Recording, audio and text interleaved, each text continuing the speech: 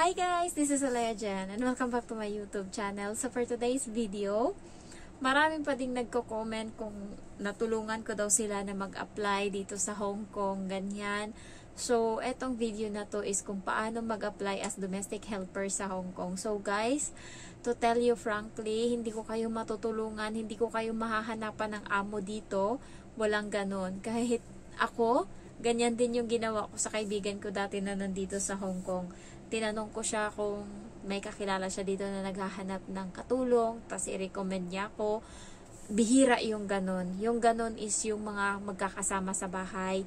Halimbawa, katulad nung kaibigan ko na sa training center, bali, recommend siya ng kapatid niya. So, bali sa bahay, 3 sila, magkapatid, tas isang pinsan. So, yun, makakapasok kayo pag may pamilya kayo, tas ilan yung hinahanap sa bahay. Ayan. Pero kung sabihin nyo na ibang katulong yung magre-recommend sa ibang amo, bihira yung ganun. Kasi yung mga amo dito guys, wala silang pakialam. Hindi sila nakikipag-usap sa katulong. Hindi sila, alam mo yun, hindi sila katulad sa atin sa Pinas na pag may ibang mga amo magsasabihin na, oh, baka may kakilala ka doon sa ganyan, pwede mo bang, hanapan ako ng katulong, hindi ganyan. Sila dito is easy lang sa kanila kumuha ng katulong kasi magkabilaan yung mga agency dito na nag-o-offer sa kanila na and doon may magpipilian sila. Ayaw rin naman namin na masisi kami sa huli na baka hindi nga maganda yung nangyari sa inyo tapos yan masisisi. So sila is hindi sila kumukuha ng recommend maliban na lang kung magkakasama sa bahay.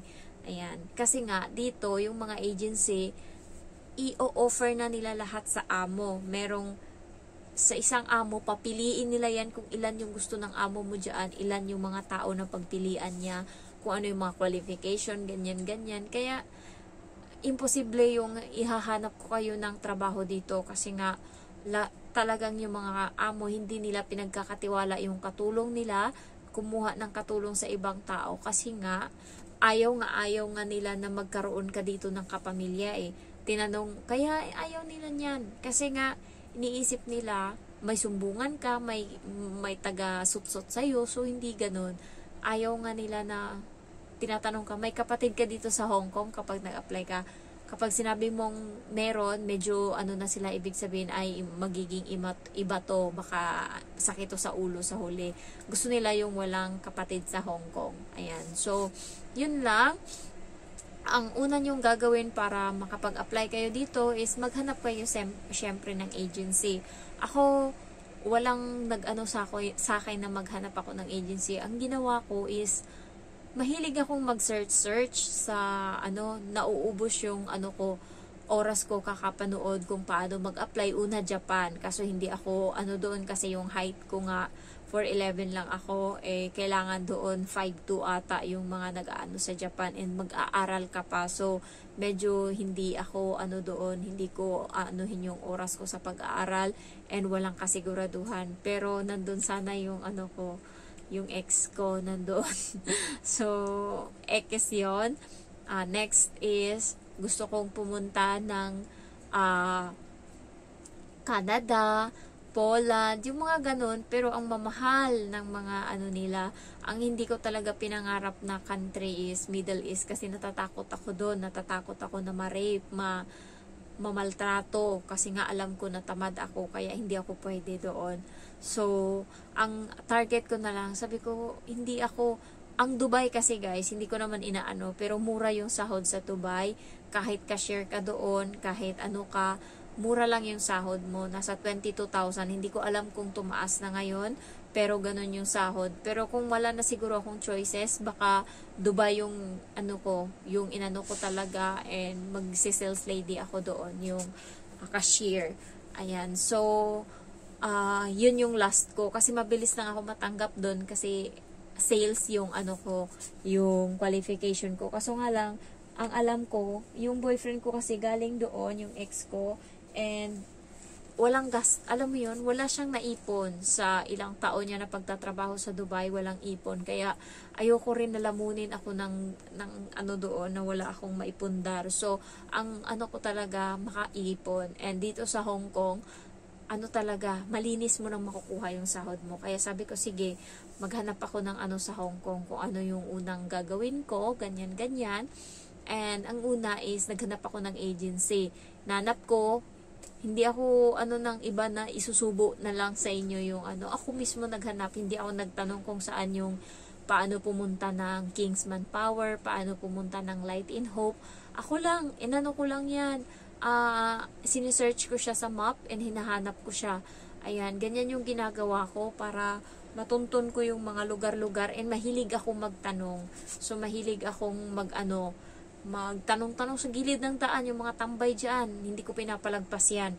Kaya, ako lang yung na first is maghanap ako ng agency. Una, kumuha ako ng may passport naman na ako. Sabi ko kasi may expire na yung passport ko, so kailangan magamit ko yun. Yun talaga yung ano ko din.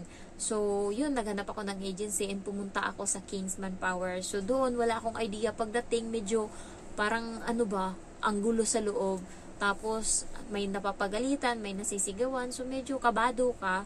Lang ako, observe. Yan kasi ako, sa una mo lang ako na tanga-tanga, pero sa nagmamatsyag ako, kumukuha ako ng diskarte kung paano ko mas maaano yung sarili ko. So, yun, alam ko na yung gagawin. And then next, parang nainip ako kasi in-interview ako doon, natanggap ako, ginalingan ko sa pag-English. Ayan, so, tinraining ko yun bago ako pumunta. And then, siguro mga 2 linggo, walang update. Nainip ako, naghanap uli ako ng agency, and napunta ako sa YouTube, tapos meron doong mga babae na nakaputi, na ini-interview sila ganyan, tapos nagpapakilala sila. Ayan, so hinanap ko yung pinaka ng channel is Light in Hope. So sinearch ko siya ngayon sa Facebook, nakita ko maraming mga doon, and sakto nag-post sila na meron nga daw silang interview for domestic helper bound to Hong Kong, ganyan. So, kontakin ko daw yung number na to, or i-text ko yung number na to. So, yun yung ginawa ko, tinext ko, and then, ayun, yun nga, sabi walang tato, itim yung kulay ng buhok, ganyan. Tapos, may interview sila, punta ako doon. Tapos, tinanong ko kung saan, sabi nila, hanapin ko lang daw yung US Embassy sa may likod daw ng Robinson's Ermita. So yun, ginawa ko, hinanap ko, nagtanong-tanong ako sa mga pulubi dyan sa daan, yung mga nagbibenta ng mga soft drinks, yung mga natutulog sa daan. Yan, tinanong ko yan, hanggang sa nakarating ako doon. Tapos pagdating, maraming mga tao sa labas, nag-aantay, yung mga applicant ba. Siyempre, alam ko na, kapag nandun ka sa labas, wala ka talagang mahahanap, wala ka magila. Pumasok ako sa loob agad. Dumiretso ako dun sa babae, si Ma'am Daisy. Sabi ko, Ma'am, ano yung mo? Sabi ko, mag-a-apply po. Sabi niya, ito, fill upan mo. Yung mga nasa labas, hindi pa nasikaso yung ganun. Kasi nga, wala, ayaw ko, nung inaantay nila doon, gusto ata nila yung agency pa yung, uy, pumasok na kayo dito, dali na kayo. Di mahuli ka, pag gano'n, 8:00 ka na ng gabi makauwi.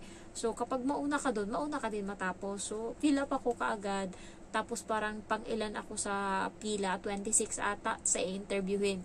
Ang marami pa hanggang inabot sila ng anong oras. So, yun, natanggap ako sa una, tapos medyo gamay ko na yung nagsubok uli ako ng interview doon kasi every week may interview. So, nung personal interview, yung agency mismo sa Hong Kong, may-ari ng agency sa Hong Kong yung pumunta sa Pinas para mag-interview, parang na-challenge ako. Doon na nagsimula. Tapos nag-process na ako. Bibigyan kayo ng agency pag natanggap kayo. Bibigyan nila kayo ng mark or mga requirements na kailangan mong tapusin or kailangan mong kunin kapag natanggap ka. So yun, pinangsunod-sunod ko lang lahat, yung mga NBI, TESDA, tapos COA, picture na 2x2 ba yun, tapos lahat-lahat, basta may mga vaccine card pa yun, o yun, mga ganyan-ganyan. So, tinapos ko yun lahat. Kaya, yun, mabilis lang yung process kapag may employer ka na. Doon nagsisimula yung process pag may employer. Kaya, yung una yung gagawin para makakuha kayo ng amo is, mag-apply muna kayo sa agency. Maghanap kayo ng legit na agency. Marami dyan sa may Maynila. Especially sa may Robinson's Ermita, dyan Banda Ermita, ganyan Malate. Nandyan nagkalat yung mga agency. Hanapin nyo lang yung legit. Hanap kayo sa Facebook, Light in Hope. Yan yung agency ko. Kingsman Power. Matino din yan. So, nilista ko lahat ng mga agency ko. Meron yan dito sa short video ko ata, lahat ng agency na legit papunta sa Hong Kong. Sunlight, and then Maris, ano pa yung isa? Nakalimutan ko na. Jedigal, pero mahal yung Jedigal, guys. Kaya huwag kayo dyan. Sa may Project 8 yan sila, malayo pa yung office nila. So, yun lang yung mga hanapin nyo dyan sa short video ko. Meron dyan yung mga agency bound to Hong Kong. So, thank you for watching and I love you all. Bye-bye.